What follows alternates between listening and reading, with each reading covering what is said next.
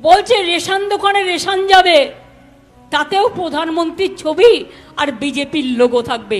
তাহলে আমি না খেতে পেয়ে মরে যাব, তবুও আমি বলে দিচ্ছি যে আমি ওর মধ্যে যাব না। এটা কি কালচার বলুন, এটা কি মর্যাদা বলুন, এটা কি ধরনের রাজনৈতিক সৌজন্যতা বলুন।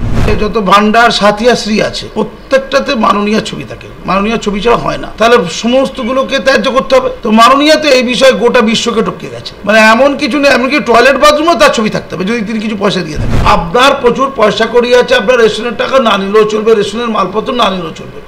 আপনি পশ্চিমবঙ্গবাসী যারা 500-1000-এর জন্য তাদের মনে নেই কোনো বেজার, তাদেরকে আপনি রেশন নিতে বারণ করছেন।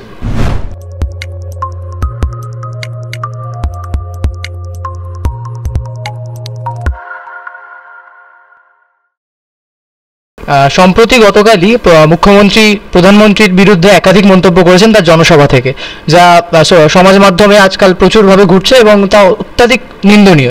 বলছে রেশন দোকানে রেশন যাবে, তাতেও প্রধানমন্ত্রীর ছবি আর বিজেপির লোগো থাকবে। তাহলে আমি না খেতে পেয়ে মরে যাব, তবুও আমি বলে দিচ্ছি যে আমি ওর মধ্যে যাব না। এই বিষয়ে আপনি কি বলবেন? কি কি অভিযোগ করেছেন?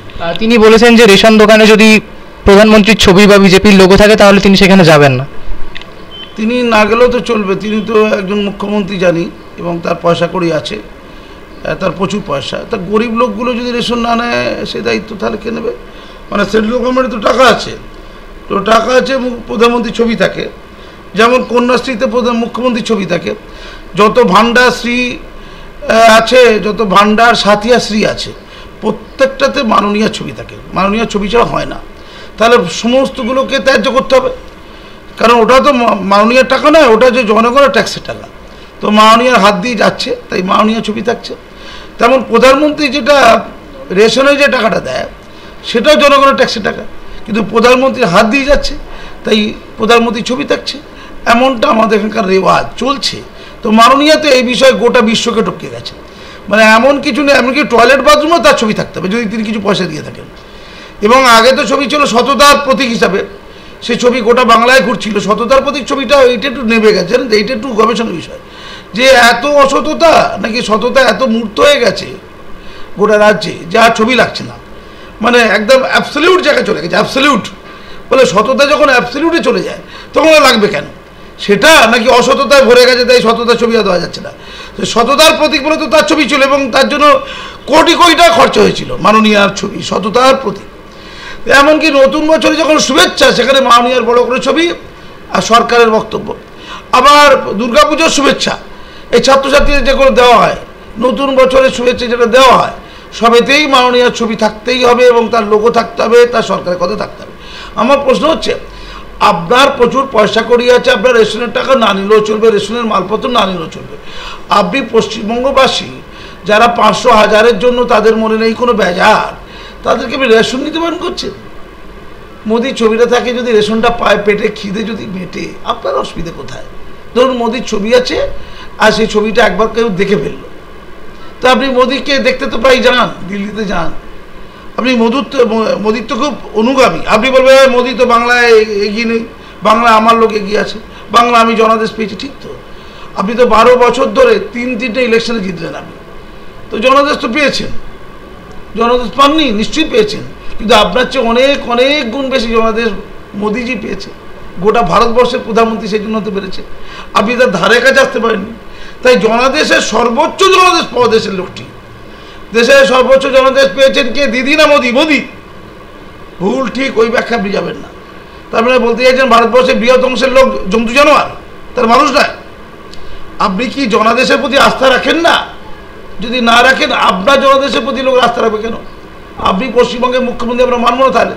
জনাদেশের প্রতি আস্থা নিতে আপনার, জনাদেশের প্রতি আস্থা রাখতে আপনি গণতান্ত্রিক ব্যবস্থা বাধ্য। সেরকম প্রধানমন্ত্রী যে জনাদেশ পেয়েছে, সেই জনাদেশের প্রতি শ্রদ্ধা রাখতে আপনি বাধ্য। তো সেই জনাদেশ পাওয়া একটি ব্যক্তি, তার যে টাকা, তার যে অর্থ, সেই অর্থে রেশন কেনা হয়েছে, তার ছবি আছে, তার প্রতি আপনার এত ঘৃণা কেন? আবার আপনি আপনার দল এক্স হ্যান্ডেলের কার্টুনে তাকে লাথি মারছেন, আপনি লাথি মারছেন তার মুখ বরাবর লক্ষ্য করে। আপনি তো মোদিজিকে লাথি মারছেন না ওটা, বা মোদিজির মহিটাকে লাথি মারছেন না, আসলে আপনি ভারতের জনাদেশকে লাথি মারছেন। আপনি কি এটা বুঝতে পারেন না আজকাল? আপনি ভারতের জনাদেশকে লাথি মারছেন, ওটা হ্যাঁ, কাকে লাথি মারছেন? জনাদেশকে। কারণ মোদিজি জনাদেশের প্রতীক। এবারে যে 400 আসন পাবে, আপনি তো নিশ্চিত জানেন যে মোদিজি আসবে, নাকি জানেন না? আপনি কি সন্দেহ আছে নাকি কিছু? আপনাদের পার্টির একটি লোকে যারা সচেতন, একটা লোকের সন্দেহ নেই, মুখে অনেক কথা বলবে।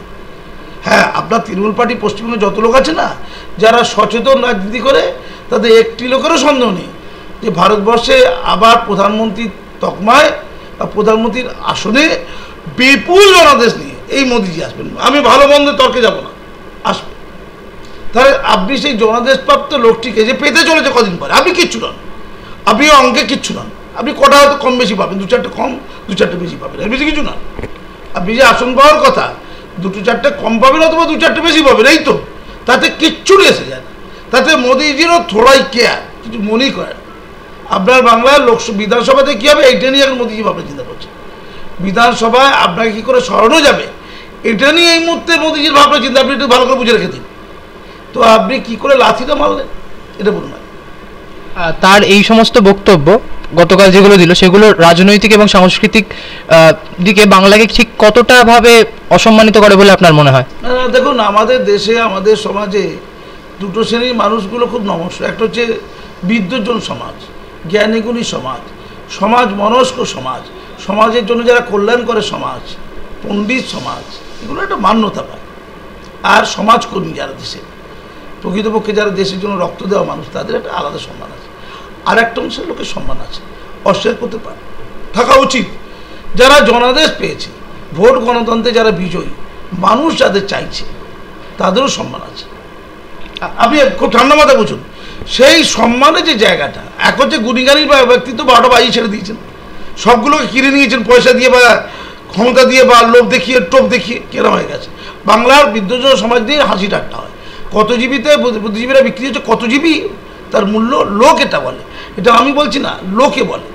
আমাকে কেউ বুদ্ধিজীবী বললে আমি তাকে ধমক দিই, লজ্জা করি যে আমি কি এত, আমার কি অধঃপতন করেছে নাকি, উল্টো বলি তখন। তো মাননীয়কে আপনাকে বলি, আপনি যে মাননীয় প্রধানমন্ত্রীকে, আমি অন্য জায়গায় যাব না, বারবার ওই জায়গাটা যাব। এক্স হ্যান্ডেলে যেটা দেখালো, আপনি তো তার প্রতিবাদ করেননি, তাকে ধিক্কার জানাননি।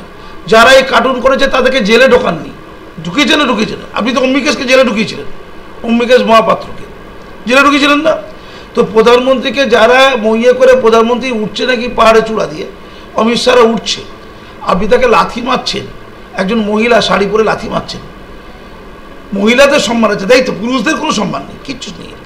তো এইটা যারা করেছে, আপনি ধরুন আপনি আঁকেননি, আপনি তো অসাধারণ ছবি আঁকেন, সেটা সবাই জানে। এবং আপনার যে ঘর সংসার চলে, এটা মুখ্যমন্ত্রীর প্রাপ্য টাকায় চলে না। আপনার ছবি এঁকে চলে, বই লিখে চলে, কবিতা লিখে চলে, এপাঙ্গপাং জপাং করে চলে, এটা রাজ্যে সবাই জানে। তার জন্য হাসি ঠাট্টা হয়, হাসি ঠাট্টা দেওয়া পাওয়া। বেকার ছেলেরা কিচ্ছু পান, হাসি ঠাট্টা তো পেয়েছে, মিম করতে তো পেরেছে, এটা আপনি জানেন, আপনি দেন, ওটা দেন।